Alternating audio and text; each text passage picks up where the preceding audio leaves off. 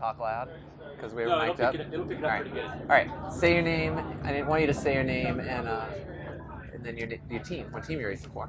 My name is Laura Winberry, and I race for Speedvagen Family Racing. Thank you. So, Laura, I've known you for a very long time, and I've seen you come up as a cyclocross racer. And here you are at the 2018 U.S. Cyclocross National Championships. What are your goals going into the event tomorrow on Sunday? Ooh. Um, Am I supposed to have goals for? I'm just kidding. Well, nationals is usually like a icing on the cake kind of thing for me because I don't know. I get a lot out of the actual season. I know other people do, but yeah, it's usually an icing on the cake thing for me. So goals will be to go harder than I have all year. I like to not have like a number goal as far as like, oh, I want to be top 10, top 20, top 15, because you kind of don't know who's going to show up. A lot of people from the East Coast are not coming that have been racing with all year, so the numbers are going to change up for that too. Yeah, it's pretty loose. It's pretty like have a really good time. Go. The overall goal is go harder than any race you've raced in this year, if that makes sense. Yeah. Yeah. And Yeah. I know you pretty well, and I followed your racing, for the last. How long have you been racing cyclocross? Has it been 10 years? What year are we in? 2018. I think it's been 10 years. Yeah. Holy shit. So, doing these interviews, we've talked to some of the newer generation and talked to some people like you and I that have been around for 10 or 12 years that we could consider veterans. You've put a decade into the sport. And one of the things that's struck me in this last season is the women's fields have the meat of the women's fields, that the kind of center of the race, from just outside of the top 5 but well within the top 20. Thick. It's gotten really good. Yeah. The I racing agree. in there, Yep. there are a lot of women in the kind of second group and the second chase group. Yeah. And I want to know what you think about kind of modern cyclocross. With that said, that was kind of an intro to what I've seen in modern cross. Yeah. I think in the past there's been 10 really good women that have been much better than everybody else. And it's just gotten sharper, and now there's 3, 4 very, very good women at the front of domestic racing, and then the body of the race, the next 15 riders are all really good. Yeah. Any of them could get 5th place or 15th place. Yeah. In any race, any course. Yeah, I agree. I definitely agree. 10, 8, 7 years ago is where, like you said, there was, maybe 10 women that are just charging, and then it dropped off precipitously after that. A little more watered down in the field.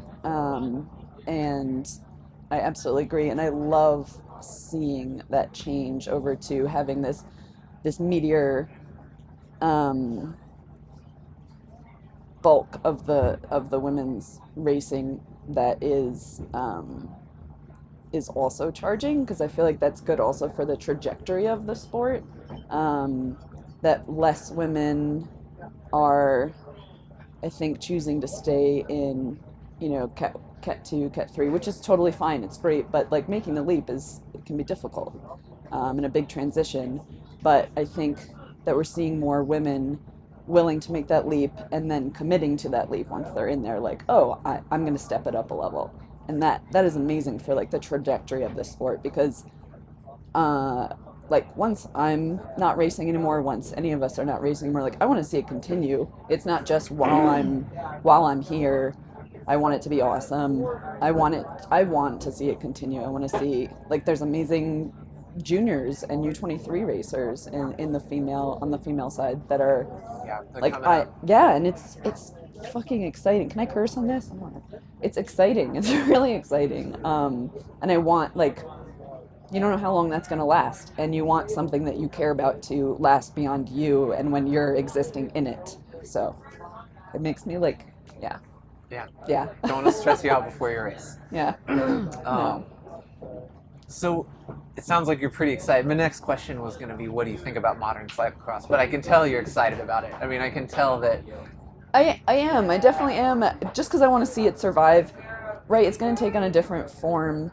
Yeah. It's always going to take on a different form. It's going to evolve. It's going to evolve. That's what happens. Things change. Thankfully, things change.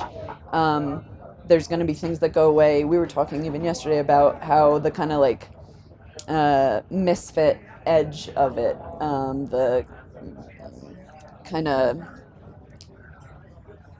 less corporate, less kind of like people just throwing on a pair of cut off jeans and going out and racing single speeds. Like that's kind of changing, and I don't necessarily like that that's going away a little bit or being repressed, or who knows what's happening, why we're not seeing that as much. But it's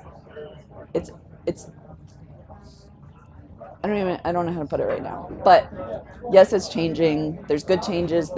I'm not even going to say there's bad changes. There's just changes. It's so, just change. Yeah, it's just change. Everything's going to grow and evolve. And yes, thankfully. And there will always be this, whether it's a large contingent of it or a small contingent of it, there will always be this kind of counterculture to cross. That's just in the essence of it.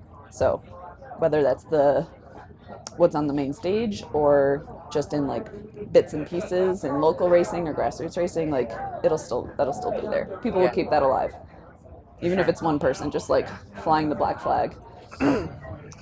So I want to circle back to tomorrow. Sunday is the 2018 U.S. Cyclocross National Championship race.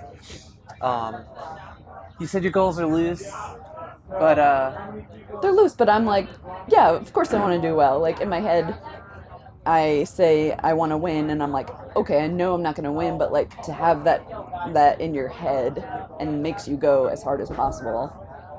What is your best result? Was it last year? A nationals? Cyclocross yeah, nationals. You did 14th last year, or were you? 14th, yeah. 14th last year. It was also very different. Like I do better in adverse conditions. It was a blizzard and insane. So this is a lot more fitness, which is I'm prepared and I'm ready and I did the hard work. So yeah. I feel confident about that. But yeah. You can't change anything now. Yeah, exactly. Go time tomorrow. Like this is it. So yeah. So outside of yourself, for the professional women's race, who's your pick? Who's the favorite to take it? For the pro women or U23 as well? Or? Pro women.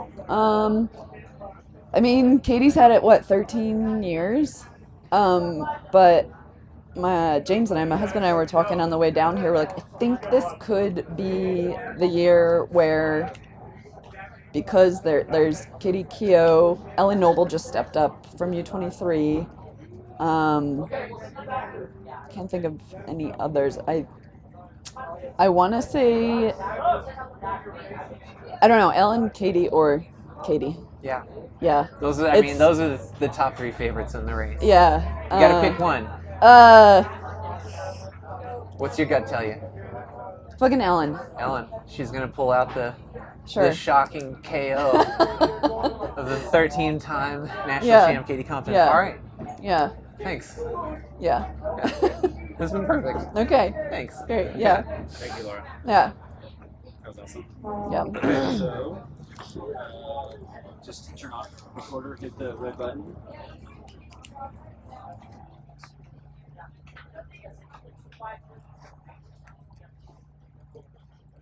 Thanks. That's perfect.